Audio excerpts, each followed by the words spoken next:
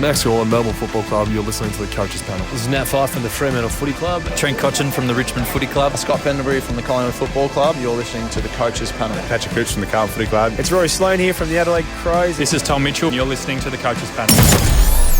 Hey friends, you got MJ from the Coaches Panel. I hope you're well and welcome back to another episode of the 50 Most Relevant, where we're looking through who I think anyway are the most relevant players to talk about in your Supercoach, your Dream Team, your AFL fantasy sides for the upcoming 2023 fantasy footy season. In at number 46, yep, we've spent a fair bit of time in the back line already throughout the 50. It continues on again today because in at number 46, one of the big new defensive positional gains we've got in the off-season. Mitch Duncan is who we're talking about today. And for his first time in the 2023 preseason, fellow co-founder of the Coaches Panel, Rids is on. Hello, mate. Hey, how you going? I'm good. It's good to have you back on the panel podcast and talking about Mitch Duncan. He is the 31 years of age, and as I've mentioned already, has picked up the defensive eligibility. Some might have thought, why didn't he get it last year? Because he was playing there all last year. Real simple. He was a mid-forward. You can't get a third position, so he missed out on getting it during the year. His top scores last year in AFL Fantasy and Dream Team was a 138 against the Melbourne Footy Club, while 123 was his top Supercoach score of the year. That was against the team they ended up beating in the grand final, but it was during the home and away season. He got that 123 against the Swans. Both of those are a long way off some of his career high scores, a 169 against the Doggies in AFL Fantasy and Dream Team all the way back in 2017, while it was a 156 against the Pies in the infamous hub season of 2020. He's going to be priced at an average of 92.6 in AFL Fantasy and Dream Team. In those formats, he'll set you back just on 820K in Fantasy and just over 840K in DT. While in Supercoach, he's got an average of 88.4. That means he'll be priced at $486,800. And Rids, you've been playing these fantasy games for almost as long as anyone else. You know what happens this time every year. We gain some positional guys and we lose some positional guys. So Whitfield, Short, Crisp are probably the three biggest defenders off draft boards. And Mitch Duncan historically looks like he could be a very significant and very relevant gain in our backlines. I'll tell you what, though, mate, what a big guy for me to come in and just to talk about from right off the cap. Absolutely. Like, there's so much to talk about with Mitch Duncan. So I think he's proven Without question. In a good team. He's No best question. 22. No question. He gets managed at times. Sure. His injury history is reasonably long. I wouldn't say he represents value at any point in time. No. I wouldn't say that he doesn't represent value too, because we know that he could actually go on one of those runs where in 4 weeks he could average 120, 130 across the format. It's true. It's a huge, huge name. But let me just start off by saying, I actually think it's only one that we can consider in 2 of the 3 formats. I don't think his Supercoach days are with us anymore. But again, I may be eating my words in 2 months' time or however long it takes. Who knows? But the guy has fallen off a bit of a cliff with Supercoach. Now, we know that the scoring for Supercoach is a little bit the Colonel's secrets, herbs and spices at times. But even when Tom Stewart was out late last year, and I'm sure you're going to talk about it, and Mitch Duncan became the general lacrosse dad in his absence, he just didn't really set the world on fire, did he? So no. I think we're going to have to, and I'm going to throw up a few reasons for him and for against him, but later. But I think we're going to have to really put a line through him in Supercoach. That's my first call on Mitch Duncan. But anyways, I'll let you go tell us all about his stats and everything else. You know I love a good stats, mate. Well, last year, you've mentioned Tom Stewart as well. Both those primary movers out of D50. He averaged 23.4 touches a game, 8.4 marks and 3 rebound 50s a game. So you want to put him up against the seasonal and the league averages. He's second in the AFL for marks by averages, with only James Sicily, the only other player with more than 8 marks per game in the home and away season.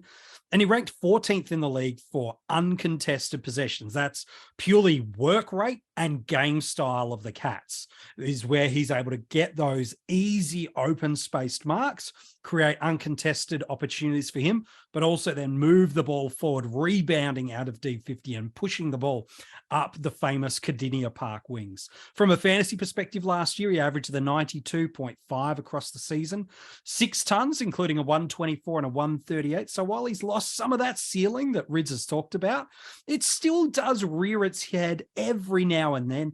He also had 3 additional scores between the 90 and the 99, and just 1 or 2 occasions where he had a scoring dip below 70. While in Supercoach, his average was marginally lower with that 88. 4 tons, but pleasingly, all those tons were 115 or above. 4 more scores between 90 and 99, and just like AFL Fantasy and Dream Team, 2 scores under the 70 marker. We'll talk about this new role in a moment and what it means heading into 2023, Rids, but sometimes a mistake we can make, Rids, in the fantasy community is looking so deep into a player's fantasy scoring to go, oh, their value and relevance. But those roles and scores were very, very different to what Mitch has done last year, weren't they? Yeah, they were. So now let's just break it down for Supercoach just right now, quickly. Okay, we got so many, and I don't like the word injury prone, but we've got multiple guys who are priced reasonably well in Supercoach who would be more Supercoach relevant. Yes. We got Fife. We've got Aaron Hall. We've got Toby McLean. We've got Elliot Yeo. And I'm not even going deep, rightio. No. We've got an awful question marks in the rucks this year. Horrible. There's only 22 positions in the field. Like, I mean, how many of these guys can we fit in the one team? So if we're going to go looking for a Mitch Duncan, like, I just don't know. You know, he's priced 32nd for 2023 from his average of 2022. So, I mean, he has fallen off a cliff, but he just doesn't seem to get the scoring for the SC that you would probably expect him to get. You know, those running half back, those good users of the ball, they tend to get a lot of extra, like, how can I say it, extra tax on their averages or their scores throughout the season. Mitch Duncan, for some reason, just doesn't seem to do it. Maybe he's too outside. He's not enough contested. Maybe he goes missing. So, I mean, there are question marks around it for Supercoach. That's why I've said let's rule him out in Supercoach. Yeah, I think so too. Look, sometimes it does pay to go a little bit beneath the surface to see how a guy had the season that he did across the year. Because, for example, between rounds 2 to 11, Duncan had just the 2 scores of 90 and above and 1 additional score of 100 or above. So during that stretch of games between round 2 and 11, he was averaging just the 86 in fantasy and dream team. And as Rids has pointed out now a number of times throughout this podcast, lower again in Supercoach, just the 81. However, in round 12, Tom Stewart goes down with a concussion. He comes back a few weeks later, and that suspension after that horrible hit on Dion Prestia from not just then the missing games, but really he was not himself in that game. But if we look at round 12 onwards for Mitch Duncan, he averages 100 in AFL Fantasy and Dream Team and a 96.8 in Supercoach. So that's a significant stretch of games. 5 games last year, he didn't play with Tom Stewart. And in those games, he goes at 101.8 in AFL Fantasy and Dream Team, and he goes at 95 in Supercoach without him. That's a differential of 12.5 in Fantasy and Dream Team and a differential of 9 points per game in Supercoach. And I think that's the interesting thing that has people connected to him. We'll talk about the buy in just a second, but a lot of that was due to Stewart's absence with injury, suspension. And I think people just kind of got a little bit lucky if they fell into Duncan as an owner at that point last year, because it was more about what happened around him more than what he was actually doing. Well, you were Mitch Duncan greatest fan last year. I was a Mitch Duncan truther last year, and I can tell you that outside of that kind of 8-week stretch in the middle of the year, it didn't work for me in AFL fantasy. That's for sure, man. Yeah, but even that, if you look at the average of AFL fantasy and Dream Team over that time, you know, compared to Supercoach, his Supercoach average was a lot less. So that's the worrying sign. When Geelong were winning games and he had a good role, and there was reason why it should have been in reverse, but it wasn't. But again, let's talk about, we're not going to find a defender with the average history of a Mitch Duncan in any format. That's plain and simple. Like the 100 averages over the course of his career, through the roof. Yeah, it's unbelievable. It's and a guy let's look at the sorry, mate, to butt in, but have a look at the list of the options for the premiums in the defensive line. They're not really jumping out. Besides the top 5 or 6. Like, and I'm talking the Sinclairs, I'm talking the Stewarts, I'm talking the Dohertys, I'm talking the Dawsons, maybe Brayshaw. Yeah. You know, we've only got, that's 5. Like, I mean, does that mean every team is going to end with those 5 that we're confident with, you know? And I know there's always going to be new positions added through the course of the year and everything else. And there might be a role that we never predicted earlier on. You know, we were talking about Pendlebury for a long time last year, you know, playing across.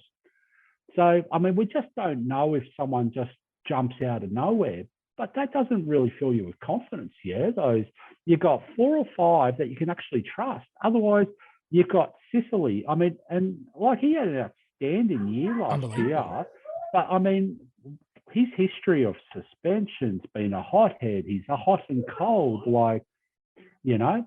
We've got guys like Shannon Hearn, who, like, surely he's on his last season. Yeah. Yeah. And I mean, when's the time when West Coast goes, you know what? We're not going to go through Shannon Hearn. We're going to go through the next guy, you know, whether it's a Chesser or whoever it is, to play that role. Because they shouldn't be interested in keep going through Hearn. Like, Adam Sard had the world's greatest season last year. He was incredible. Yeah, but I think that means that a lot of teams are going to come and target him. Like, you know, Dan Houston's had a history of hot and cold. Aaron Hall. I mean, we talked about him, yeah. Aaron Hall, and I mean, I'm not saying don't or do, but if you choose Aaron Hall, can you really choose Mitch Duncan? That's 2 out of the... And then if you're going to do that, are you going to go with an Elliot Yeo, or does that shut you out of Elliot Yeo? Or what about Conor McKenna? Yeah. I was going to say Conor McGregor. But well, you know, he might be good too. Yeah. He might be good too. But, I mean, there's a lot going on in this defensive line, but there's not a lot that jumps out at you, is there? Like, no, there's not. I suppose if you're looking for what an insight or an advantage could be for Duncan, is this year, for the first time in a long time, we are now having 4 bye rounds. So rounds 12, 13, 14, and 15. And in some of those rounds, 6 teams off, like we've been really incredibly used to.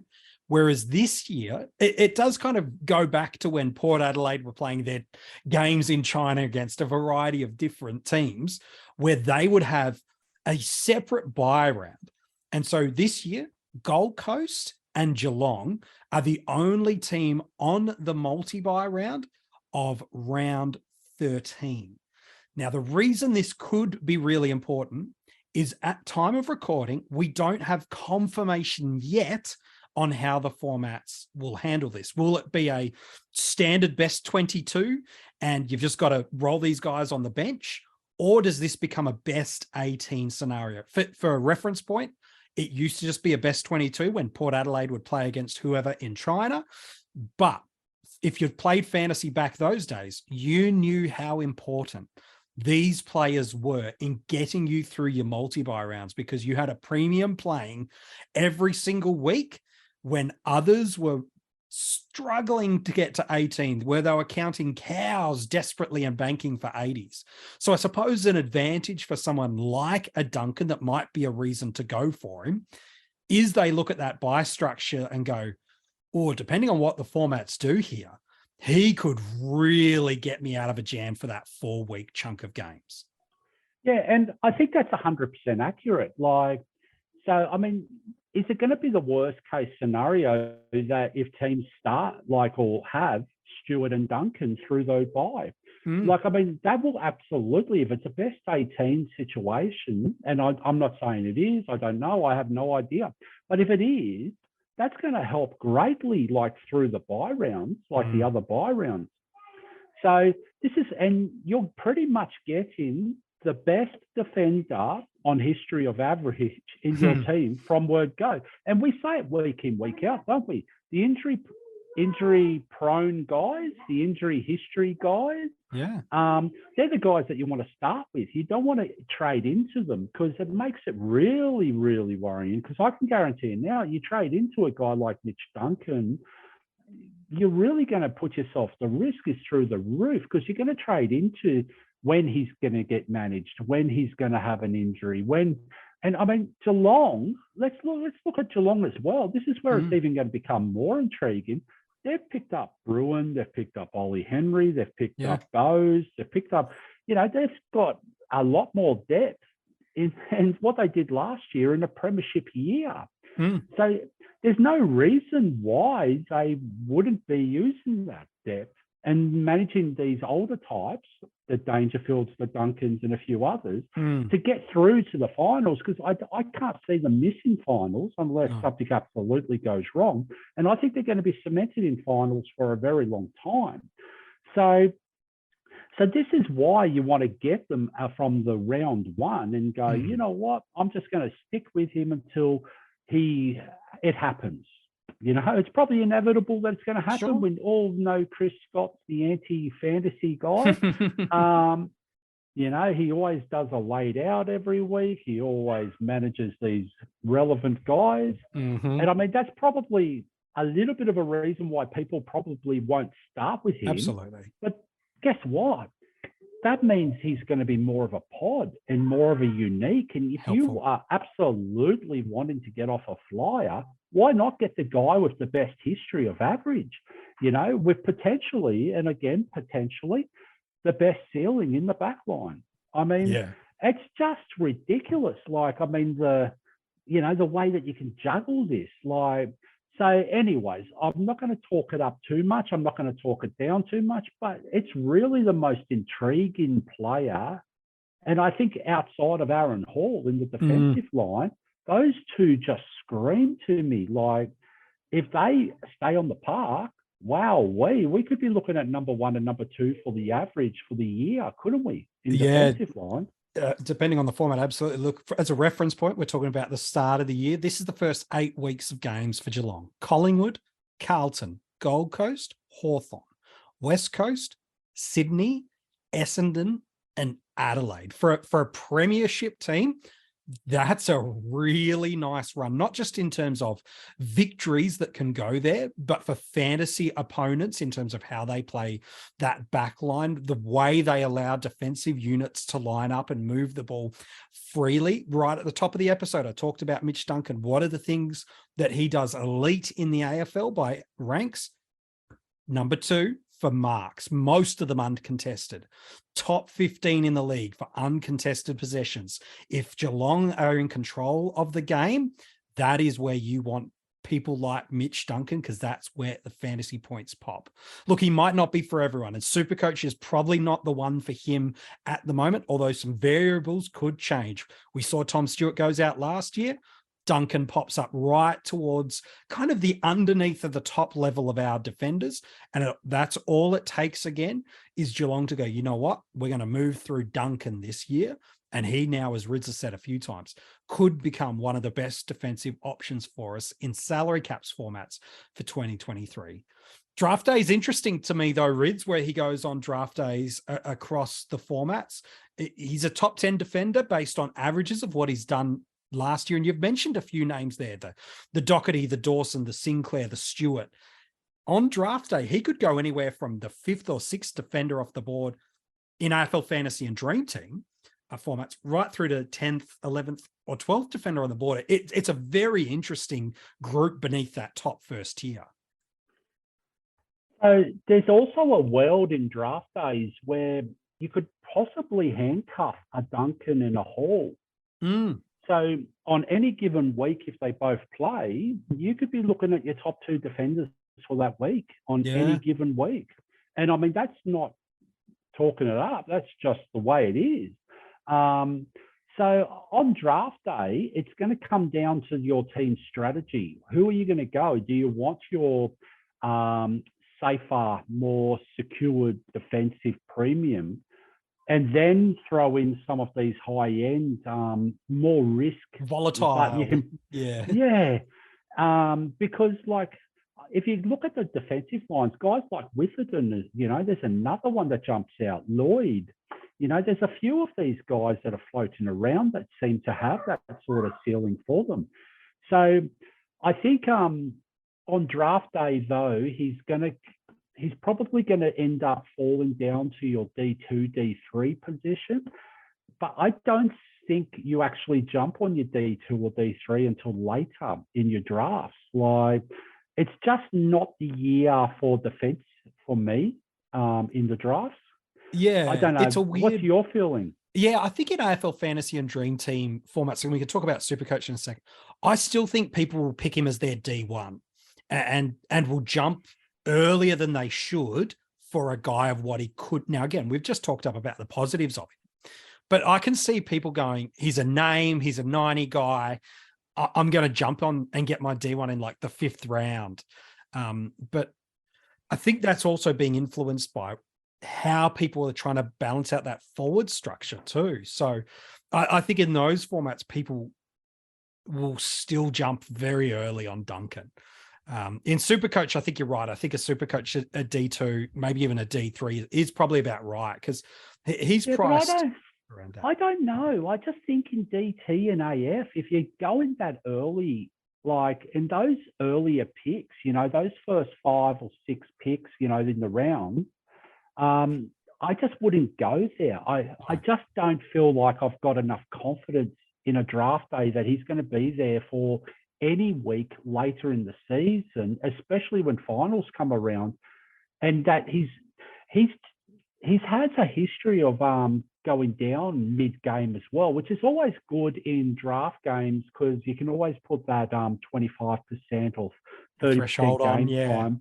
Yeah, but I mean, I think if you're going too early on him, you're actually missing out on a more valuable commodity on another line. And I think that's right. And that's why for me, that's where I think he'll go. But I probably wouldn't invest the draft selection capital there because you might be able to get it at a similar selection point, someone like a Chad Warner, who's got the potential to be a 105 plus midfielder. And then as you talked about, handcuffing him to a Hall, man's rounds 7, 8, 9.